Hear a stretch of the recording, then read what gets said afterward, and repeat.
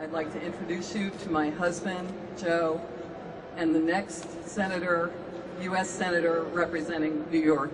Thank you, Shirley. Thank you. Thank you. Thank you. Thank you. Thank you for coming. These are the times that try men's souls today.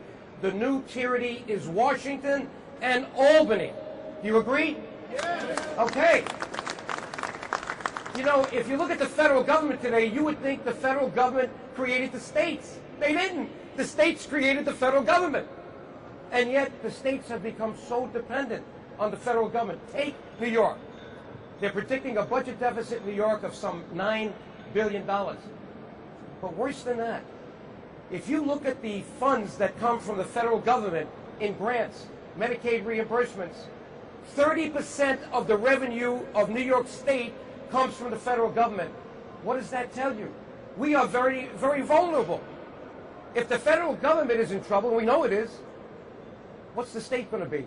But I'm reading the Times, and look at this.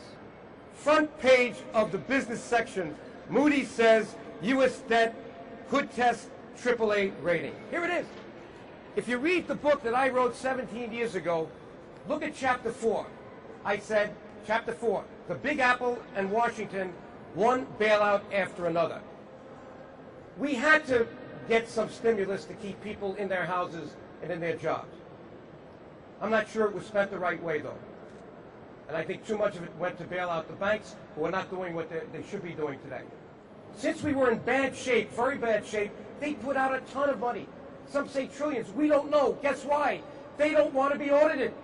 You know, Ron Paul says audit the Fed. I agree with that, but I'll go in better than him. Don't use government auditors, get outside auditors so we know the truth about what's going on.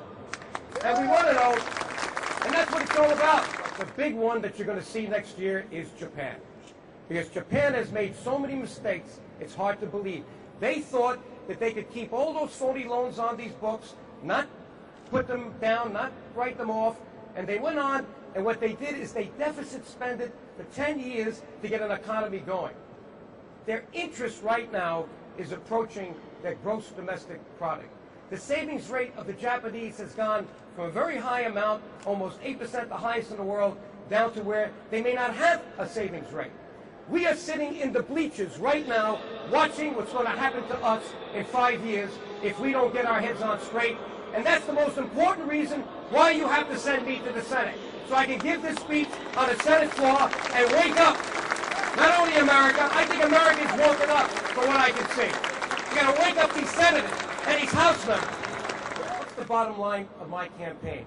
What is the sentence that resonated most in the poll that I took a month ago that told me I got to be in this race? It was this. We're spending money we don't have. We're borrowing from countries we don't trust that don't share our values. And number one is China. You agree with that? Yes. And China now is saying they may not buy our bonds. Could you imagine this? And what is the response? Well, you know, maybe we're hooked on China. We can't be too tough on them. Baloney. We got to get tough on them. Because without our markets, China wouldn't be where it is today. And we can't wait till it gets worse. We got to start making those decisions now.